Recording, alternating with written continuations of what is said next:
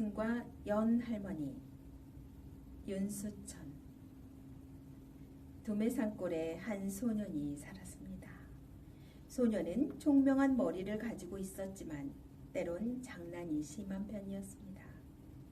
어느 해 겨울 소년은 아주 엉뚱한 장난을 꾸몄습니다. 연에다 글을 써서 얼레가 다 풀리도록 하늘 높이 띄운 다음 줄을 끊어버렸습니다. 이 연을 갖는 사람이 소녀일 경우에는 나의 아내가 되리라. 연은 바람을 타고 어디론가 훨훨 날아갔습니다. 연을 날려보낸 소녀는 그 일을 까맣게 잊어버렸습니다. 과거에 나갈 나이가 되자 청년이 된 소녀는 문을 걸어 잠그고 책 속에 파묻혔습니다. 그리고 그 덕분에 많은 청년들을 물리치고 장원에 뽑혔습니다. 자네의 글은 물처럼 부드럽고 바위처럼 단단하군. 청년의 글을 받아든 임금님은 몹시 기뻐했습니다. 관리가 된 청년은 점점 높은 자리로 올라갔습니다. 어떤 일을 맡겨도 빈틈없이 처리했기 때문이죠. 청년은 아랫사람들에게 늘 일렀습니다. 9가지를 잘하고도 1가지를 잘못하면 10가지를 다 잃는 법이니라. 이래서 아랫사람들은 1가지도 놓치지 않으려고 있는 힘을 나란 일에 다 쏟았습니다. 나란 일이란 곧 백성들을 편안하게 하고 즐겁게 하는 일이었습니다. 세월이 흘렀습니다. 청년은 이제 나라 안에서 신하로서는 가장 높은 정승 자리에 올랐습니다. 그 자리는 임금님 다음 자리로 백성들이 하늘처럼 우러러보는 자리였습니다. 정승은 만족한 얼굴로 혼자 말했습니다. 오늘에서야 비로소 내 소원을 이뤘다. 나라가 편안하고 백성들 또한 즐겁게 살고 있으니 이보다 더 바랄 일이 어디 있겠는가. 정승은 턱 밑에 수염을 쓰다듬었습니다. 어느 해 겨울 정승은 지방 나들이를 마치고 서울길에 올랐습니다. 서울로 가는 길은 하루가 꼬박 걸리는 길인데 때마침 엄청난 눈이 내려 정승은 어느 거울에서 하룻밤을 묵게 되었습니다. 거울에 온가 앉아 이런저런 이야기를 하던 끝에 정승은 이상한 얘기를 듣게 되었습니다. 그것은 이 거울에 사는 어떤 할머니에 대한 이야기였습니다. 겨울이 오면 그 할머니는 하루도 빼놓지 않고 언덕에 올라가 연을 날린다는 것이었습니다. 그런데 그 연이란 게 하도 낡고 볼품이 없는 것이어서 이젠 누구 하나 구경해주는 사람도 없다는 것이었습니다. 오늘로부터 이야기를 듣던 정승은 얼핏 마음에 짚이는 게 있었습니다.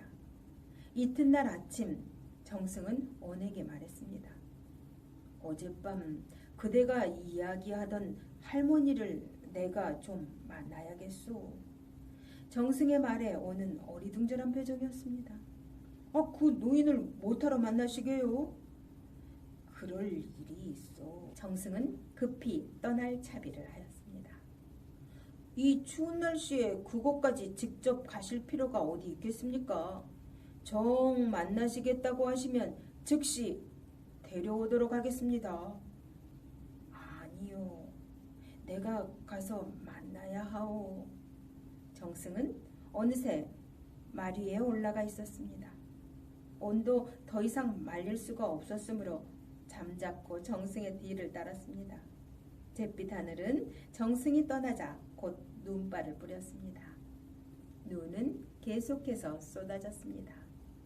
그러나 마리에 앉은 정승은 눈 하나 깜짝하지 않았습니다. 이윽고 정승 일행은 언덕이 보이는 곳까지 다다랐습니다. 저기 연을 날리는 할머니가 바로 그 할머니입니다. 오니 손으로 언덕 위를 가리켰습니다. 정승은 일행을 기다리게 하고 말에서 내려 혼자서만 언덕으로 올라갔습니다. 정승은 할머니 곁으로 다가가 정중히 물었습니다. 이상하게 생각하지 마십시오. 길을 가던 중 연을 날리고 계신 할머니의 모습이 하도 아름다워서 이곳까지 올라왔습니다. 혹시 연을 날리시는 어떤 사연이라도 있으신지요? 할머니는 한참이나 망설이던 끝에 고개를 저들었습니다. 이제 와서 무엇을 숨기겠습니까? 솔직히 말씀드리지요. 그러니까 한 40년 전 어느 날이었어요. 할머니는 얼레를 잡은 채 입을 열었습니다. 빨래를 하고 있는데 하늘에서 웬 연 하나가 벌렁벌렁 내려오지 않겠어요? 아마 줄싸움에서 끊긴 연이라 생각했지요. 그런데 참 이상한 일도 다 있지요. 저는 그 연을 잡으려고 쌀이문 밖까지 따라갔지 뭐예요. 그런데 연을 잡고 보니 웬 글이 써 있지 않겠어요. 연을 갖는 사람이 소녀일 경우에는 연을 날려보낸 사람의 아내가 되리라 라는 글이었어요.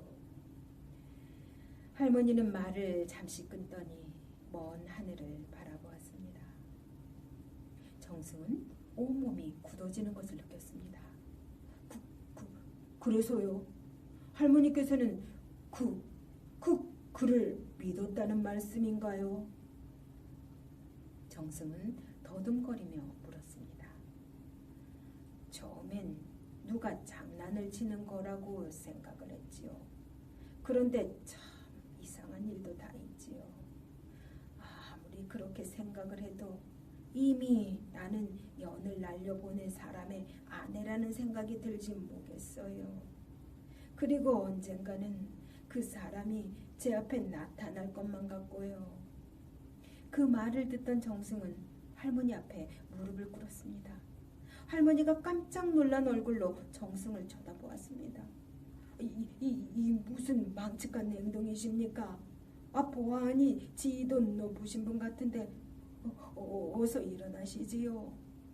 할머니의 말에 정승은 고개를 또 한 번 숙였습니다. 할머니는 참으로 아름다운 분입니다. 정승은 서울로 돌아오자 관복을 벗어 임금님께 바쳤습니다. 저는 이날까지 아랫사람들에게 일렀습니다.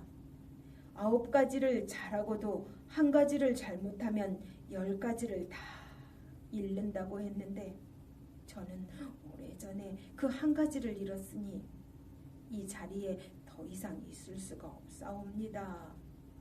정승의 얘기를 들은 임금님도 더 이상 말리지 않았습니다. 그대의 뜻대로 하시오. 정승은 관직을 물러난 뒤 고향에 내려가 조용히 살면서 지난 일을 뉘우치고 또 뉘우쳤습니다. 몇 해가 지난 어느 날 정승은 아주 슬픈 소식을 들었습니다. 그것은 할머니의 죽음이었습니다. 한 가지 고마운 것은 동네 사람들이 할머니의 관 속에 연을 고이 넣어 보냈다는 얘기였습니다.